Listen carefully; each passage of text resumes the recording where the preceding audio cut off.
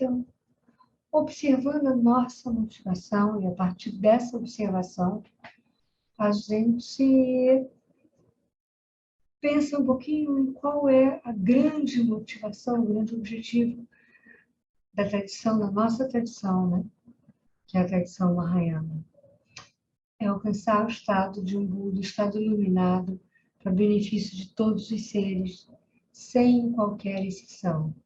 É um objetivo grandioso e que às vezes parece bem longe, mas a nossa motivação de se sentar e observar como é que como é que a nossa mente opera no mundo, é exatamente a mesma motivação que levou o príncipe Siddhartha a sair em busca e se tornar um Buda e deixar ensinamentos, caminhos, que é o Dharma do Buda, né, o Buda Dharma, para que a gente, juntos, Sangha, consigamos também alcançar esse estado. Então, a gente começa pelo refúgio. Até alcançar a iluminação, eu me refugio no Buda, no Dharma e na Assembleia Suprema, pela prática da generosidade e de outras perfeições. Posso eu me tornar um Buda para beneficiar todos os seres. Até alcançar a iluminação, eu me refugio no Buda, no Dharma e na Assembleia Suprema, pela prática da generosidade e de outras perfeições. Posso eu me tornar um Buda para beneficiar todos os seres. Até alcançar a iluminação, eu me refugio no Buda, no Dharma e na Assembleia Suprema, pela prática da generosidade e de outras perfeições. Posso eu me tornar um Buda para beneficiar todos os seres. Então, nesse refúgio, com essa motivação, a gente começa essa prática. Eu acho que vale aqui lembrar um pouquinho da postura, que fundamentalmente é manter a coluna ereta, relaxada,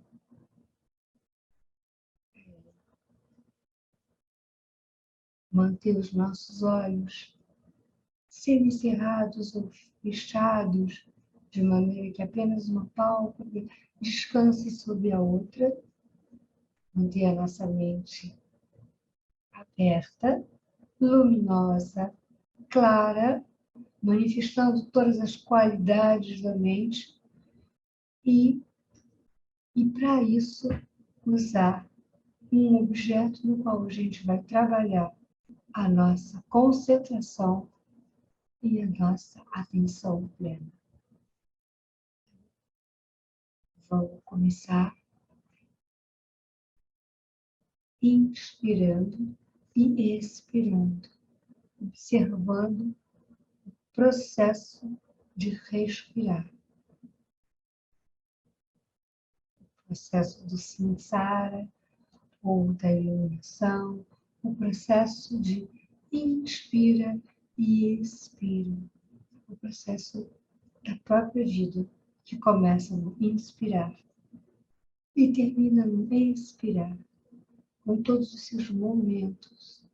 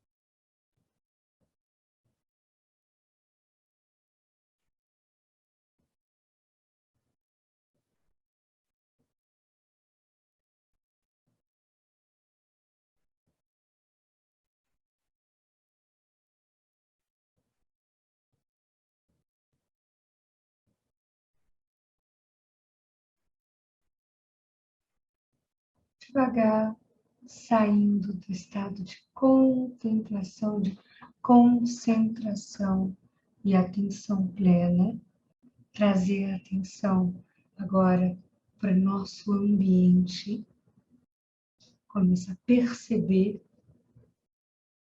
uns os outros e o ambiente em que a gente está, movimentar o corpo é importante.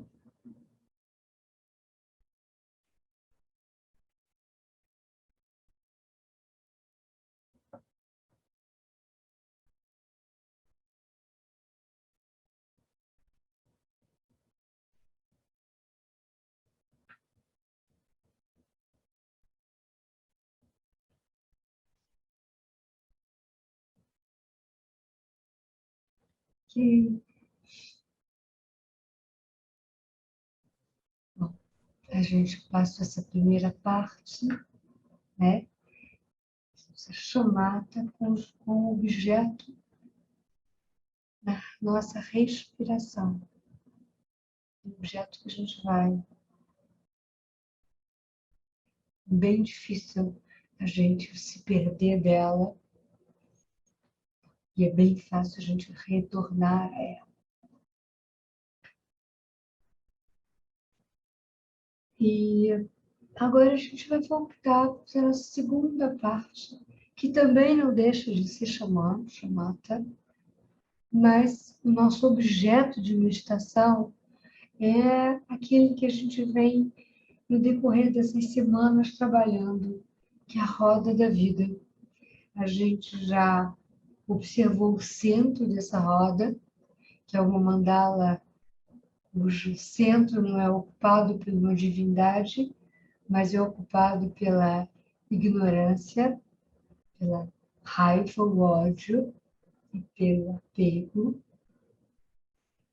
E a gente já observou os reinos, ou seja, seis estados de consciência, de emoção, os quais a gente transita dentro dessa roda. E agora a gente vai observar e trabalhar os elos que compõem essa roda, a parte externa da roda. E diferente do Sutra, como foi apresentado, que começava de trás para diante, a gente vai começar do primeiro, do 1 e do 2, e são esses dois primeiros elos que a gente vai trabalhar hoje, na nossa meditação. Na verdade, a gente está trabalhando uma meditação sobre a roda da vida. Não é um ensinamento da roda da vida. Então, para nos conduzir, a gente vai passar agora para o Yuri. Obrigada, Yuri. Com você. Obrigado, Sheila. Vocês estão ouvindo o toró aqui que está caindo? Não, né? Não? Não tá. Só caiu um mundo aqui do lado, mas tá bom. Se o microfone não capta, vai tranquilo. Então, como a Sheila falou, a gente vai fazer essa meditação sobre os dois primeiros elos. É interessante que a gente comece ela falando um pouco dos dois primeiros elos, né? Um deles a gente já visitou na primeira meditação dessa roda da vida que a gente vem fazendo ao longo das semanas, mas só que agora a gente vai fazer por uma outra ótica. Esse primeiro elo se chama ignorância. Ele é representado por uma pessoa cega caminhando em direção ao abismo. E a gente pensa um pouco sobre como seria essa ignorância, né? O que é essa ignorância? Como ela surge no nosso fluxo mental. Então, como ela surge a todo momento na nossa experiência, enquanto nós estamos aprendendo a realidade à nossa volta, aprendendo os objetos à nossa volta, simplesmente ela acontece sem que nós demos conta, muitas vezes. E é esse ponto que é interessante que a gente investigue aqui, em conjunção com o segundo elo, que é o, o elo dos samskaras, né? Das impressões mentais. Esse elo é representado por um olheiro, né? Uma pessoa que trabalha com barro, que produz constantemente objetos feitos de barro. Isso pode ser, a gente pode juntar o primeiro elo no segundo, à medida que os objetos vão surgindo e a gente não entende de que forma eles existem verdadeiramente na nossa mente. De que independência de, juntamente com, né? Então, a todo momento, nós não percebemos a forma, a maneira como esses objetos surgem e a todo momento mais impressões são produzidas, mais objetos são produzidos, fortalecendo os nossos padrões, né? Então, o convite para essa meditação é a gente parar um pouco e explorar o funcionamento da nossa mente de forma curiosa, né? Curiosa, eu digo no sentido de olhar para ver o que acontece, sem querer chegar numa resposta pronta, mas simplesmente fazendo contato, momento a momento, com o que surge. E ao longo da meditação eu vou lançar umas perguntas aqui para que nós possamos nos questionar, questionando e observando a nossa mente em ressonância com essas perguntas. Alguém tem alguma dúvida? A gente pode ir começando. Então, vamos voltar para a nossa posição de meditação, nossa postura. Retornando um pouco o foco para o objeto de concentração inicial, que é a nossa respiração. Só apoiando a atenção nele por alguns minutos.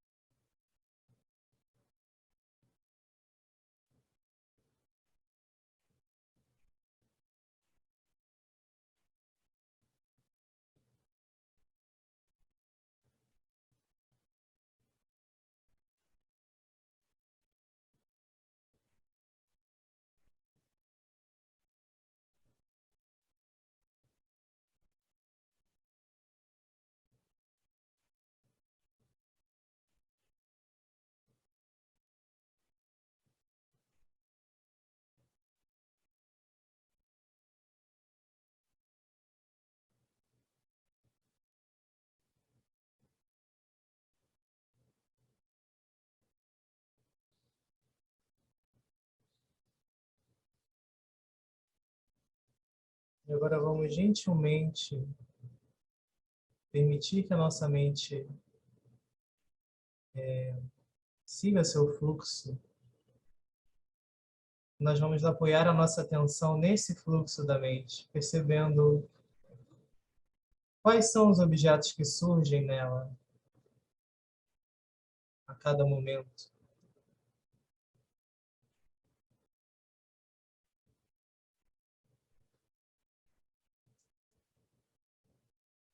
Que objetos são esses?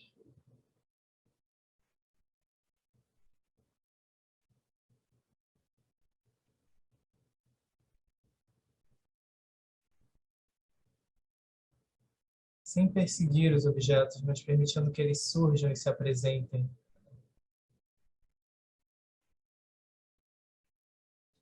continuamente.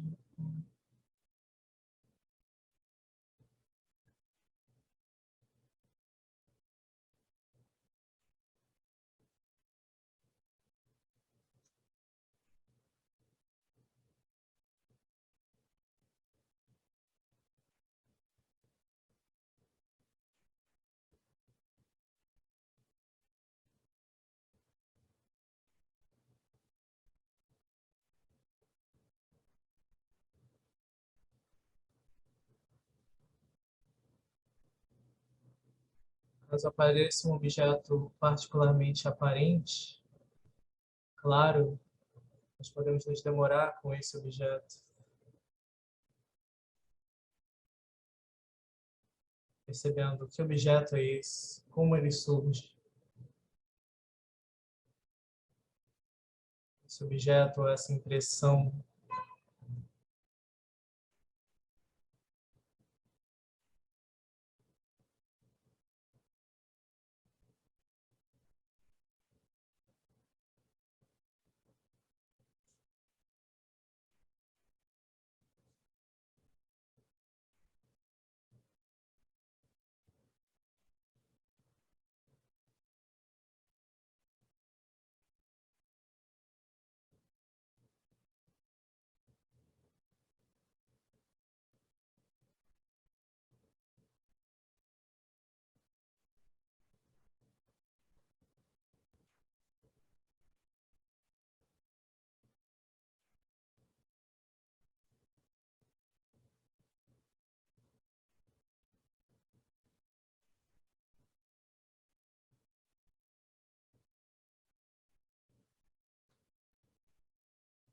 como esse objeto existe.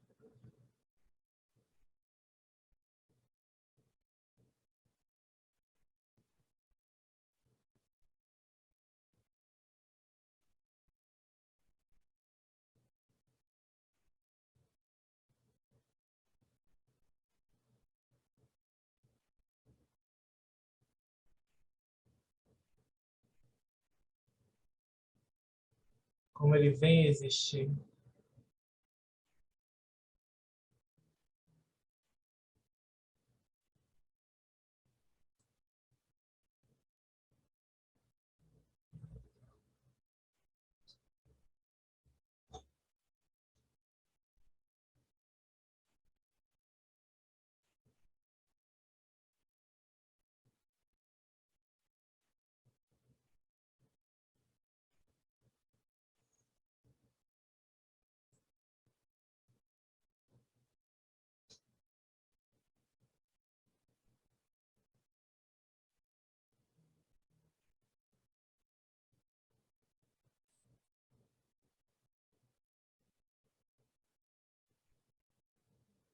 Como eu existo em relação a ele, ou como minha mente existe em relação a ele.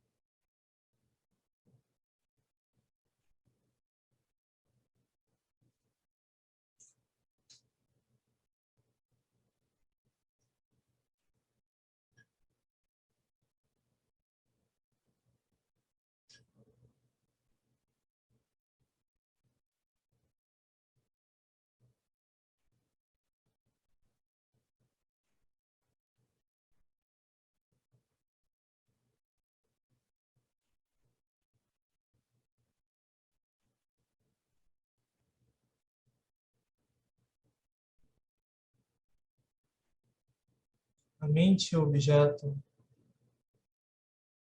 são inseparáveis ou separáveis? Eles existem independentes ou juntos? Como eles surgem?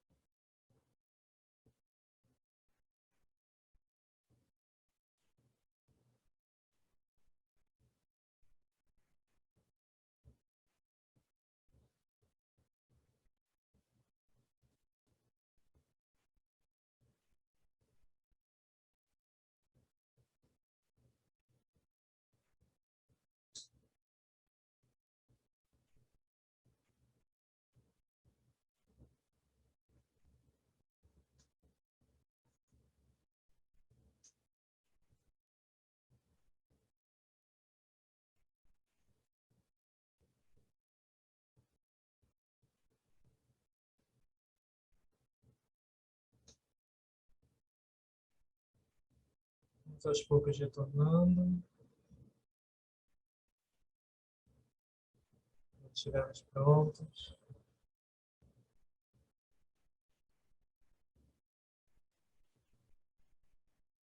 Do corpo.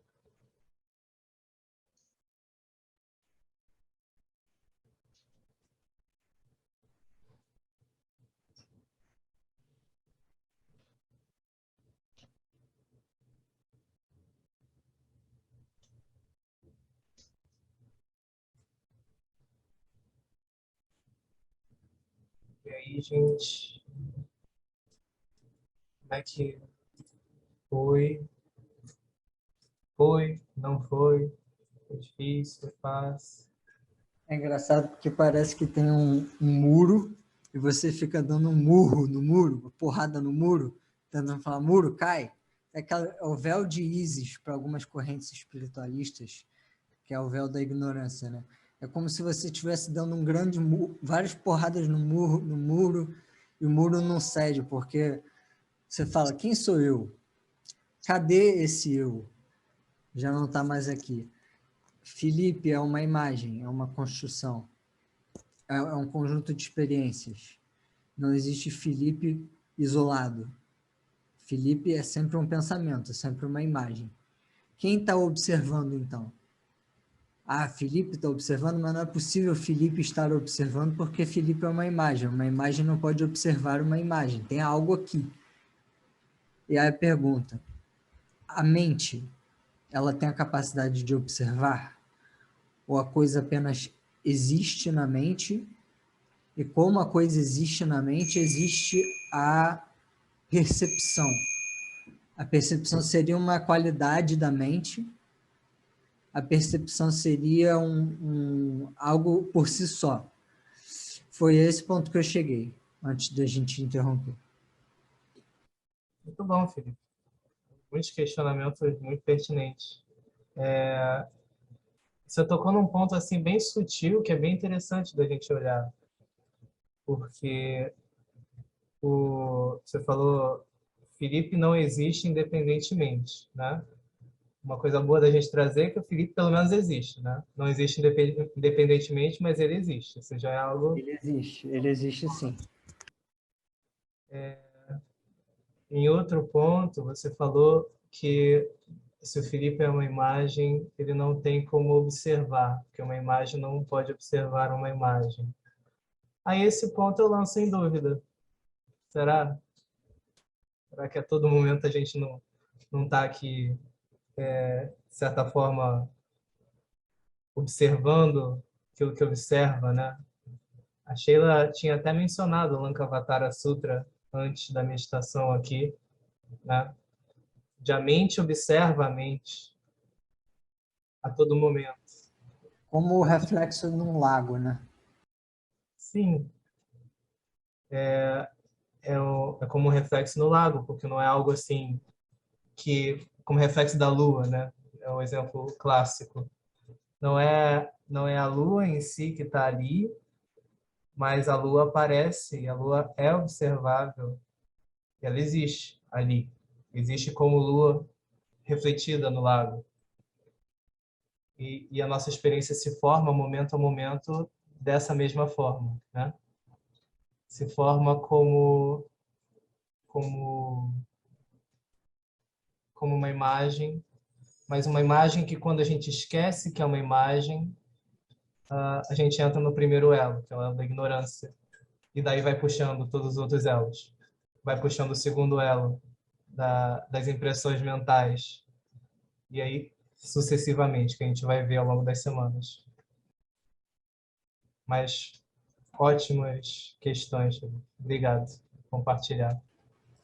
Eu penso às vezes em ficar horas e horas fazendo isso. Dá vontade. Eu já falei isso aqui uma vez, várias vezes, na verdade. Tem um pensador que eu gosto muito, que é o Krishnamurti. Ele falava, tome tempo e fique se perguntando quem é que está observando, cadê esse eu que está observando. Os zen budistas têm algumas correntes de zen que focam especialmente nisso. Olhe para a parede e se pergunte quem é você. Às vezes dá vontade de fazer isso mesmo, porque você falou de maneira curiosa, é isso, tem que ter um espírito investigativo. A gente não vai ter necessariamente uma resposta, mas eu sinto que toda vez que a gente faz esse tipo de questionamento, a gente, de certa forma, chega mais perto, assim, a gente se torna um pouco mais inteligente, de certa forma. Eu acho que se a gente faz isso de forma séria, a gente se torna um pouco mais inteligente. Sempre que a gente exercita isso, exercita a compaixão também, a gente está causando algum efeito na mente, que a gente pode não estar observando. mas é como se a gente estivesse ali jogando umas sementinhas para mais tarde, eu acredito. É esse refinamento que vem da repetição, né? É, Se começar já há muito tempo, ficar muito tempo meditando na mesma coisa, sem um crescendo, pode ser cansativo. Por isso que eu gosto de enfatizar bastante a questão da repetição. A gente medita hoje, amanhã a gente medita de novo, depois de novo, depois de novo. E é assim que vai sedimentando esse entendimento, assim que a gente vai refinando é. aos poucos a compreensão. Mas obrigado. Mais alguém, gente? Obrigado. Sheila quer completar alguma coisa? Estava vendo que é o questionamento do Filipe, né? Sobre a mente que observa a mente. Filipe, assim, dentro, seguindo, dando seguimento, se a gente for indo pelo Sutra, pelo que o Buda, é, que é uma palavra que a gente tem do Buda, né? A gente pode perceber que o problema não é o surgimento de um observador, de alguém que esteja observando, nem de um objeto sendo observado. O grande problema, a ignorância, ela é quando a gente começa a perceber como separados, a gente, observador e objeto. É como se a gente tem uma... Eu gosto muito das historinhas, sabe? É como se tem uma história no Narim mesmo, que fala, comentando sobre o que é a ignorância, que conta que um mago poderosíssimo, o mais poderoso dos magos, resolve um dia criar um ser que seja assim, a imagem de tudo aquilo, de todas as ideias, de todas as imagens que surgem como ideal. E como ideias e imagens são ornamentos, enfeites da própria mente que observa a mente, ele criou esse ser. Só que no momento em que ele surge, ele olha para esse ser e imediatamente ele como se vê separado dessa criação. Então ele se apaixona perdidamente e começa a dar uma consistência, uma solidez a esse outro. E aí passa a ver o eu e o outro. E aí a gente tem um problema. Aí, fundamentalmente, a gente começa a criar o samsara. Porque a gente começa a responder como se fosse separado de você.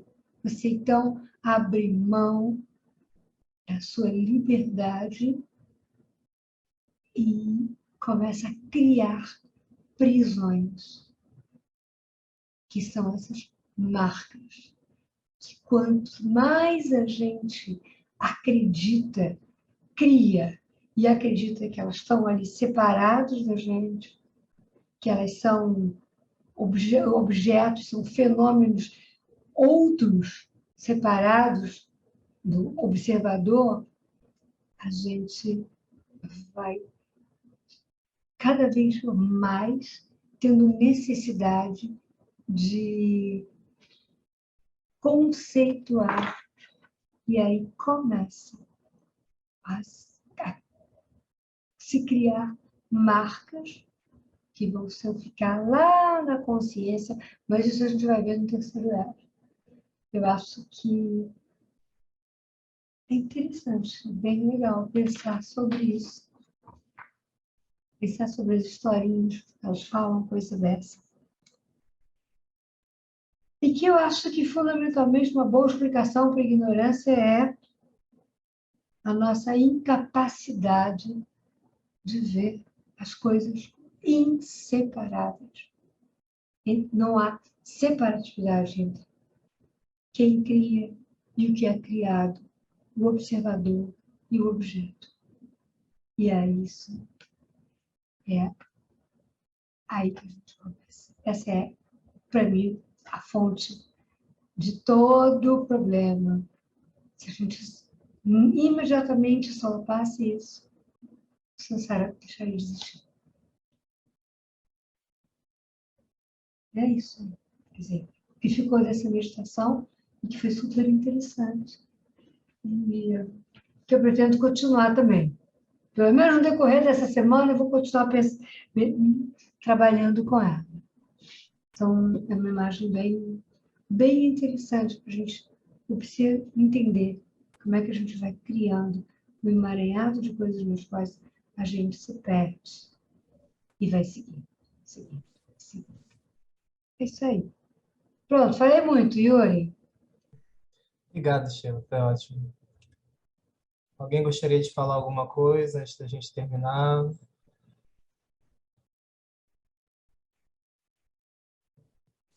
gente pode ir fechando.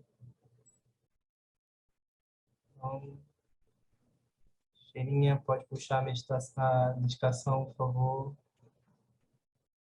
Okay. E é legal que essa dedicação fala um pouquinho sobre o tecido dos sonhos, os fenômenos, né? Ouve, que bom que a gente começa a fazer sentido. Que os méritos desse encontro se expandam e toquem a todos. Que o Mestre Universal da Paz e da Compaixão, Sua Santidade Dalai Lama, bem como todos os mestres de todas as tradições que veiculam a mensagem de paz, tenham longa vida. Que todos sejam a salvo de gerar pensamentos negativos, o obstáculo mais destrutivo. Que esses pensamentos nunca surjam em nossa mente. Ao longo de minhas muitas vidas e até esse momento, que todas as virtudes que tenho alcançado, inclusive os méritos gerados por essa prática, sejam dedicados para o benefício dos seres sensíveis.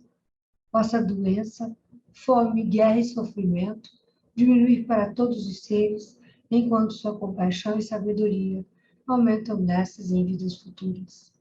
Possa eu claramente perceber todos os fenômenos como tão insubstanciais quanto o tecido dos sonhos durante a noite, e possa imediatamente perceber todos os fenômenos